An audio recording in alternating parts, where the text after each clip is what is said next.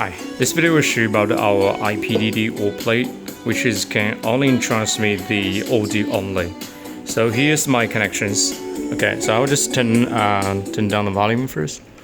Okay, so basically right now, as we can see, we have a laptop which is playing the audio and using the 3.5 audio cable connect to the transmitter here. So we have the line in, and then over the LAN cable and power supply LAN cable to the receiver. And on the receiver, we don't need to use the power adapter, we just use the POC function. And now here we got the LAN out directly from this one to the speaker. Okay, now I'm just going to turn up the volume. Okay, so the sound is coming. Okay, just reconnect. Sound is gone. Connect back.